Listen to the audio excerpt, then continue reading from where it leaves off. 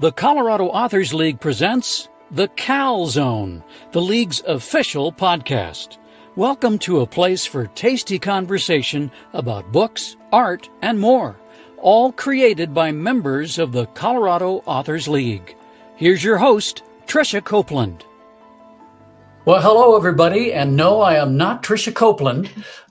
My name is Jack Marr, and I'm honored to be the president of the Colorado Authors League. And yes, that's my voice on that snappy little intro and outro that we have here for the Cal Zone.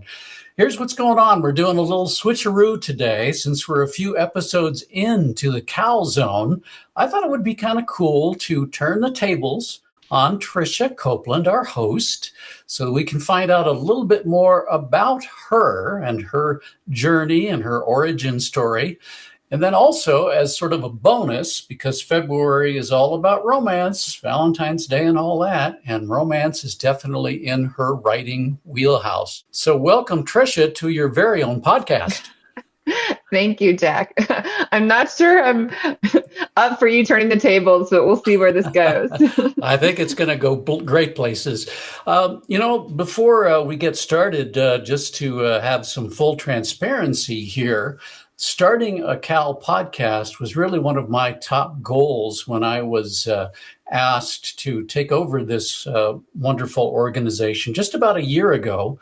And so I was starting to scan the bios of our many Cal members to see, well, are any of them podcasters? And sure enough, there's Tricia, who has another podcast called Finding the Magic. And I was listening to a few of those episodes, and I was just really struck by her empathetic ability to listen and to respond. And, one of the common mistakes a lot of podcasters and broadcasters make is to not listen and to give the space to the guest. And she does a wonderful job of that. So kudos for doing that, not only for that podcast, but for the Cal Zone as well.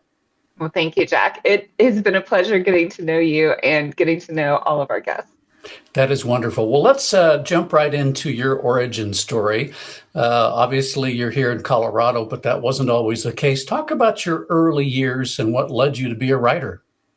Yeah, so unlike many writers, I didn't think I would ever be a writer. I didn't like writing. I grew up in Georgia. I went to college in Georgia and then moved to Wilmington, Delaware, where I started my career as a research scientist at DuPont. So I was in that role for 4 years and then moved into the patent group, which oddly enough involved lots of writing. So I learned technical writing first and was in that technical writing role, but never really considered myself creative, even doing, research science. Being a scientist, I didn't consider myself a creative person at all. Fast forward a few years, I'm staying home with my 3 young kids, and I think I'm really bored. So I came like 20th anniversary of my high school reunion, and I started writing a story that was so I experienced anorexia as a young adult. And so I started writing this story about a character like me, who was me, but not me. So she had a little bit more glamorized life than I did. But just in the evenings when my kids would go to bed, I'd write for an hour or so. And it was just like a movie that played in my head. I wrote her story and how she became anorexic and then how she recovered from that. And I got like 160,000 words in a couple of years. And my friends were like, you need to do something with this because this is good. And really, I had you take English or writing or whatever in high school, but I really had no concept of plot or dialogue writing or any of those things, story arcs or character arcs or whatever they were. I had no idea of them. But you watch movies, so you catch on a little bit. So my my friend / editor quickly took it and cut out like half of the dialogue that I had. But I did get to that manuscript became the first 2 books of my Being Me series that really launched my writing career. And I self-published those 2 books in 2015. So it's been a little over 10 years now since I've been publishing. That is a great reflection of your success. And for those of us who are indies, it offers some hope too, that, you can really be successful doing it that route as opposed to going trad publishing. The old advice is always to write what you know and you certainly did that in the very beginning. How painful was that to revisit that part of your life and to re-experience it through this character? Yeah, it was very painful. I mean, I spent many nights probably crying, but I think, yeah, it's probably what I needed to do at that time of my life. I was 38 years old on the cusp of the big 40, which now seems like, oh, whatever. But I think it's, I just needed to go back and look at that part of my life and heal another way, maybe at that age, and see it through a different light. I mean, I was a parent, at the time, and see it through that light, and see it through maybe the eyes of how I could inspire someone else or show hope for someone else as well. I'm curious if that writing, and I'm sure it did, touched a lot of people that were affected by anorexia, and what sort of response it may have triggered, to you as the author. Right, I do. I've been very active with the National Eating Disorders Association, and I get a lot of emails from readers who say, I mean, not only people who maybe had eating disorders, but also, I mean, some similar components come from other addictions as well as other mental disorders. I mean, depression, anxiety, people who have panic attack, anything that people are experiencing and feel like they have this huge chasm in their lives that they went down a path that they hadn't intended to, or that they just, snowballed into. And so it's really good to hear from people that say, yeah, I was glad to be taken on the journey and glad that you showed the hope through it and that you can come through the other side. And I'm curious if you yourself felt something lift after you were able to write about it. I think I did. I think I felt more empowered, especially publishing it. I think as a young person and even as a young adult, after I experienced, and I had this thought of, I'm weird. I had this, I had this flaw in me, for lack of a better term. And I think I owned kind of a little bit more of that power of maybe the power of recovery rather than the power of, oh, I had this hard time and I wasn't able to deal with these things that came along in my life. And at that point in my life, I was able more to see that the growth rather than the detour my life took, I guess. So from technical writing to fictional writing, that is not an easy leap for a lot of people to make. I'm curious what stumbles, you encountered. You talked about too much dialogue, which wouldn't necessarily crop up in a technical paper. But, just how difficult was that? And did you have a coach, a mentor, somebody to help you? Right. So my best friend was an indie writer herself, and she's, along with my sister-in-law, were kind of the two people that are like, do something with this. So she became my editor, and she was an editor. I don't know if I said that, but she was an editor herself and an indie author. And so she became my editor and really helped me shape up this huge first manuscript that became my first two books. I guess I had a pretty good story arc, surprisingly. So I had that with, two story arcs with none that huge manuscript, and just, condensing it down so it sounded more like a novel rather than a screenplay. I think because I was seeing it in my head, and that's how I was writing it, like I was seeing a movie in my head, that it was read more like a screenplay instead of, you didn't need to show every little bit of every person's life of what was happening. So, and then I started taking lots of classes because I really realized I loved writing and I didn't want to stop writing, and I wanted to get better at the craft. I wanted to know how you write dialogue and what's the perfect formula, and how you write the story arc and the plot, and how you make those characters come alive for other people, and how you add in those nuances that make your readers want to keep turning the page. Yeah, it sounds to me like you did take a bit of a scientific approach in looking at this and how to really be a success at it. And I'm assuming that would include the publishing side. How did you first publish? Right. So before I published my first book, I told myself, I don't know, maybe every author doesn't have the dream of being this A-list published, great, big publishing house author. But, I had that in the back of my mind. So I did query like 300. Okay, so my scientist person is coming out. I queried like 300 agents, and I had a Excel spreadsheet of every agent, their contact, what they were known for, their publishing house, when I contacted, I did emails for personal emails for each one of these, 300 agents, when they contacted me back, if I got a yes or no. And I got several yeses. I want a chapter. Harlequin wanted me to condense it down into one book. And at the time it was already like 2 books, and I knew it was probably going to be 4 books. And I just didn't think I could cover it in that way. So after 6 months of trying this querying, and I know 6 months is a long time. I mean, most of the traditionally published authors I talk to wait 2 or 3 years to get an agent, and maybe 2 or 3 more years to get a publishing deal. So I know that's not a long time. I was not patient at all. Probably my biggest downfall, but not downfall. But anyway, it was the right route for me, because then I had control over my contents. I had control over, what the covers looked like and how my message was getting out there. A lot of us, of course, use KDP through Amazon. Was that your choice as well? It was, yes. So my editor worked through a indie publishing formatting company, Indie Books Gone Wild. And so I had a formatter through them, and I had a local person do my cover. So all those things were kind of at my fingertips once I started looking. You are very prolific. If I'm not mistaken, 30 books. Is that right? So far? I think it was 25 this year, maybe. Yeah. 25, 30, 40. I've got 2.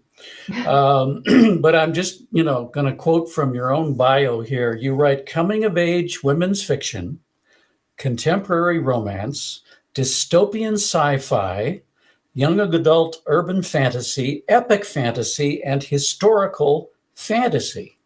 And we should point out you are also an award winner. You've received many prizes for your work. How do you keep it all straight? Well, I only write one thing at one time. So if I'm working on a project, I'm only working on one project. So I only have those characters in my head. So that helps a little bit. My editor has finally gotten me all the way digital now.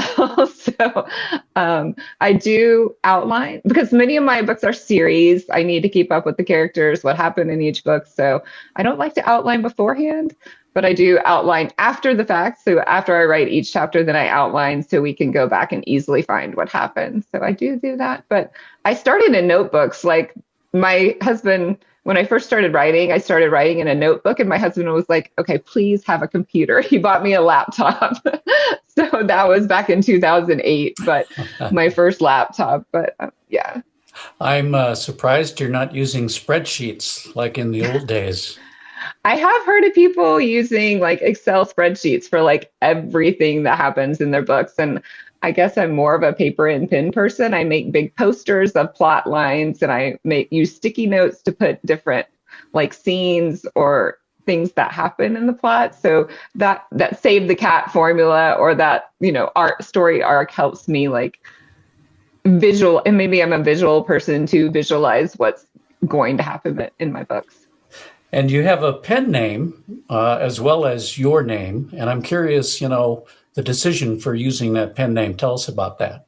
Yeah, I wavered a little bit, but so very quickly after I did my first Being Me series about my struggle with anorexia, I jumped into writing young adult fantasy. So it was very different genre, a lighter, in some ways, a lighter subject matter. And I really wanted it to be for that YA audience. So then when I wanted to take a break and go back to romance, it wasn't a young adult romance. It was an adult romance. And there were more adult scenes. I guess it is fade to black closed door romance. But I just felt like I didn't want my young adult readers to go, or readers of my YA fantasy, to jump into this other series that's not young adult. And I thought if I separate it with this pen name, then it will be obvious that this is not, it's not the same content. Some readers will go back and forth and read both, and that's fine. But other readers, they just want the YA, or they just want the adult romance. And that was a good way to do that. And it honors my sister and my grandmother too. Because my sister's name is Marie and my grandmother's name was Jane. So they were always big supporters of me. So And loved romance stories too. I'm sure you have crossover though between, some readers are probably across all fields, right? Yes, I do. So many of my newsletter subscribers are like waiting for the next arc to read. All right, you brought up the romance, and again, that's not my genre, but I think there's still some basics that will probably pertain to that as well in terms of character development and plot and all of that. Your dialogue is very brisk, moves along at a very fast clip. And I'm just curious about that process and how you come up with this dialogue between your characters and how you keep it moving at this propulsive pace.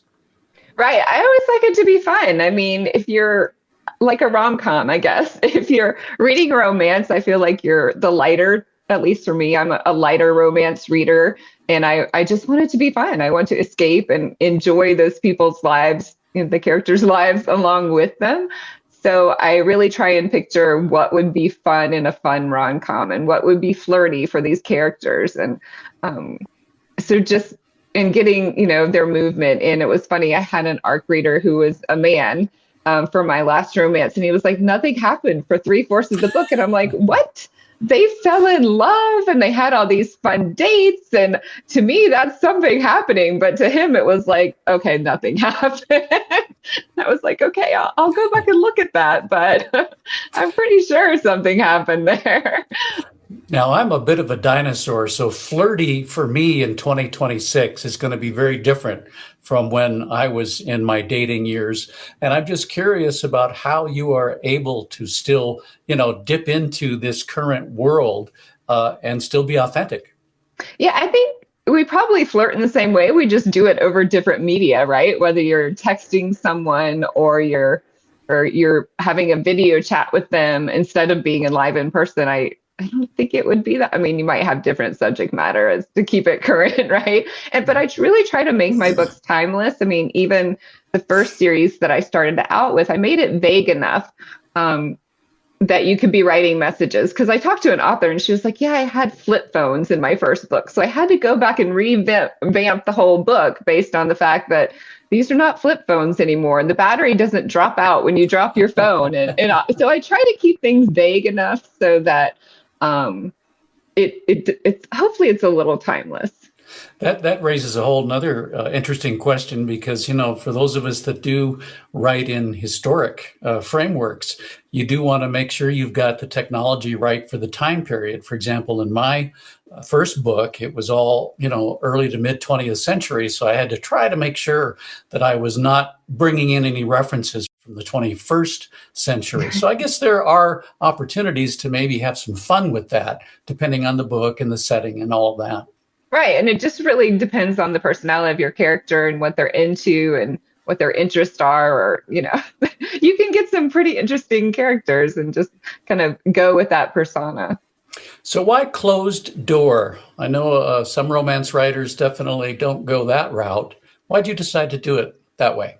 That's just what I'm comfortable with when I'm watching TV. I don't like to watch erotic scenes and I don't like to read them. To me, it doesn't really add that much to the story. I mean, I can't, sometimes I do read them and I end up like just skimming through those parts and getting to the plot of the story, what's happening with the characters. So it's just, I think, a comfort level for me and what I like to read. So it's my preference.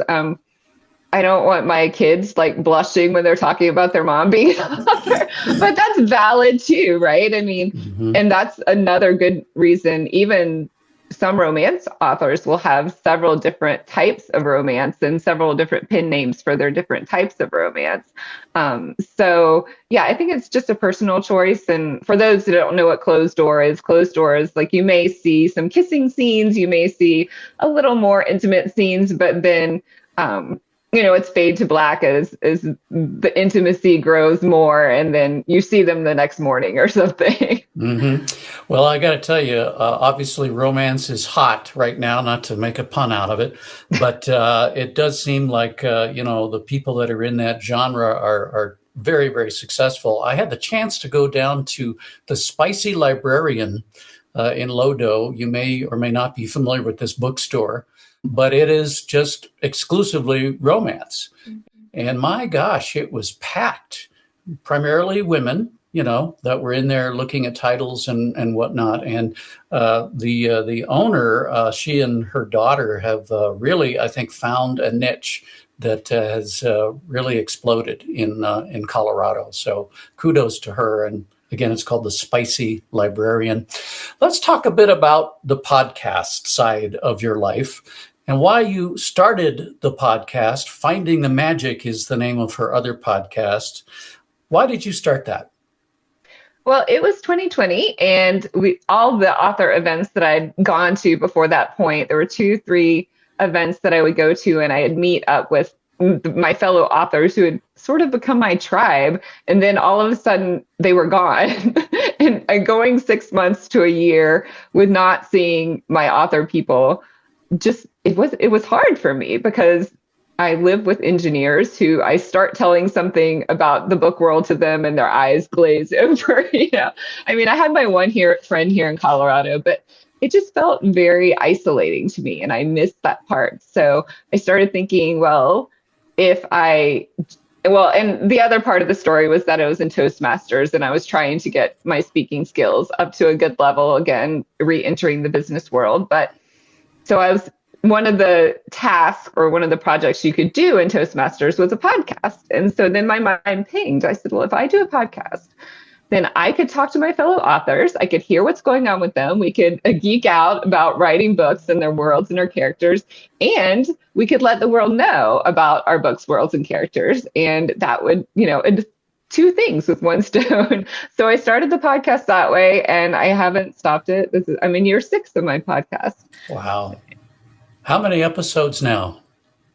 Oh my goodness. So last year I did 2 episodes a week. So that got me to over 100 episodes. So I think I have at least 400 episodes, probably. Maybe 300 to 400. Yeah. That is an amazing body of work. And I just have to ask again how you are able to have this prolific writing career, this prolific side of yourself as a podcaster. And of course, then I come and ask you to do one for Cal. My goodness gracious, I hope you're taking your vitamins. I do take lots of vitamins and drink lots of caffeine. Well, it's a testament to your organizational skills. What do you look for in a guest when you are, trying to decide whether someone's going to be an appropriate fit? And I'm, again, speaking about finding the magic. What do you look for? Well, usually, I have a publicist that gives me a certain number of guests each month. So that's a good way for me to have, I'm definitely going to have this number of guests each month. But I even have, so now it's February, and I already have guests lined up already recorded that I can post through April, maybe even May, probably. So I always have a backlog of guests I record ahead of time, but I really look for, I get requests from other publicists, from now Penguin and Random House and most of the big publishers. So that's pretty fun for me. I love hosting those authors when I can, so I can definitely fangirl or reader fan or something like that. But yeah, just people that seem passionate about their work. I like a personal story behind the stories, especially if it's something that they've experienced in their lives. I really like diving into those. My favorite genre is fantasy, so you can get me with fantasy a lot of times. But yeah, it's so fun talking to people and just learning about their experience and their life and their history. And so many people are so inspirational and just have these messages that are just bursting out of them, and they're so passionate about them that those people are really fun to talk to. So let me ask you for any advice you would give to any of our Cal members who maybe have never done a podcast before, whether it's on yours or another one, or even this one, the Cal Zone. What advice would you give someone who's never done it as a guest? Right. Yeah. So if you're nervous, I think, doing those beforehand prep things, like knowing what the questions are. Know I used to write out my answers to my questions and then kind of practice them in front of the mirror before I went on, so that I would feel more comfortable and not maybe stumble over my words or forget what I wanted to say. I think the more you do it, the more comfortable you get with it. But the interesting thing about authors is that even like the author that seems like the most quiet and the most shy, if I get them talking about their characters and their books, they usually don't stop. So that is really good. Like the hardest author I think I had to talk to, I realized later she was 13. Like literally, she was 13 years old. And I didn't know that at the time. Later, I said, "You seem really young." So I was thinking she was maybe 18. No, she was 13 years old. And so the second time she came on a year later, she was 14. And you could tell she was, more practiced, but she still was like looking at her notes. And that was fine. Like, most of the podcasts, they can edit that. It's not a big deal if you skip over a couple of words, say or something like that. So I think just kind of maybe rehearse and know what you want to say so that you kind of had your spiel down, and then practice with someone you're comfortable with. And then I think when you get on screen, hopefully your host will make you comfortable enough that you'll ease into it and just take off. I think that's great advice. The only additional bit of wisdom I think I'd like to add, just from my own broadcasting experience, is that you not necessarily lock into those answers, that you also are going to be a good listener. And if you've got a great interviewer like you are, you're going to take something maybe that person said and then run with it a little bit. So it's not quite so robotic.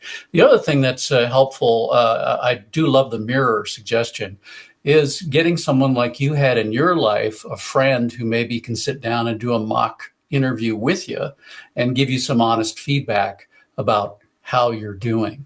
And just be yourself, don't try to project someone else. It's just who you are, and what you're passionate about.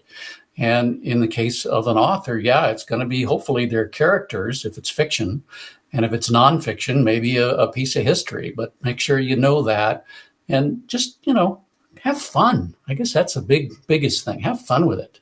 Yeah, I think like anything, the more you do it, the more comfortable and the better you get at it. And I like that you said, be willing to or be able to go off script a little bit, but also research look at the podcast before you go on it to know what's going to happen. Like a lot of times now, I don't even look at them. I'm like, and if they give me questions, obviously I look at them. But if not, I'm just like, okay, I'm showing up, and I don't feel too uncomfortable doing that because I've done it so much.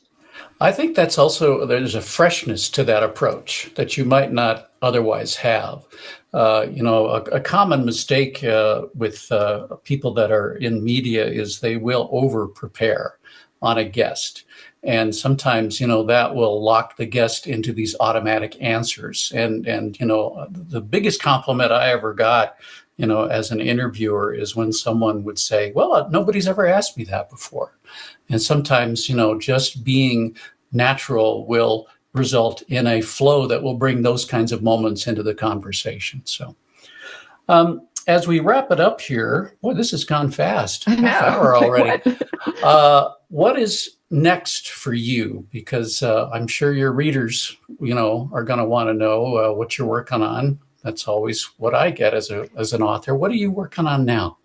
Right. So I have my 5th romance in the Perfect Romance series under the pen name Maria Jane, coming out in June. That's called Perfect Secrets, and it's set right here in Denver, Colorado. So that's my first book set in Denver. So that's a lot of fun. I was able to get reader feedback and have them pick where she lived and what her favorite foods and book genres and fun things like that. So I'm really excited about that romance coming out in June. I said it comes out in June. Sorry. So Perfect Secrets is the name of that, by Maria Jane. And I am working on what hopefully will be my next YA fantasy. That is terrific. And you have a great website. Tell us about that. And you also have a blog. I do, yeah. So I set up my website really early on. I kind of looked at all the things they said about marketing and SEO, and I love building things like graphics and things like that too. So I try to keep it up. That's one of the harder portions to keep up with, but I do try to post on there announcements and book reviews and things like that too. And what's the name of your website? TriciaCopeland.com. That's pretty easy to remember. I hope so. It's been a joy talking with you, and hopefully our Cal members will now have a better idea of who this Tricia Copeland is, who hosts our wonderful podcast. And if you are interested in being a guest, a little, behind the curtain information for you. We have our Vice President and Promotions Director, Jessie Scaletti, who just joined us, and she is helping Tricia with guest management. And just like with the In the Spotlight articles that we feature in our newsletter and on our Cal website, we're trying to be as democratic and fair about this sort of thing as we can. So what we're doing is we're going into your bios that you have on the website, and we're looking to make sure you've got your profile picture, maybe a nice banner, that you've got a really fully fleshed out bio page. And that's kind of how we do it. So if you've got those spooky silhouettes, like you're in witness protection, that's not going to fly. So this is a good incentive for you on both the Cal Zone and the Spotlight to make sure those profiles are up to date. So you can hopefully be a guest, because we're planning on this being a long-term part of the Cal universe. Tricia, again, thanks for being here, and thanks for everything you're doing for Cal. The only pay you're getting out of this is our thanks. Well, I love doing it. Thank you so much, Jack, and the same back to you, because I so appreciate everything you're doing for Cal as well. Take care, everybody. You've been listening to the Cal Zone, the official podcast of the Colorado Authors League, supporting and promoting its creative community since 1931. Learn more about us at coloradoauthors.org. This is a production of the nonprofit Colorado Authors League.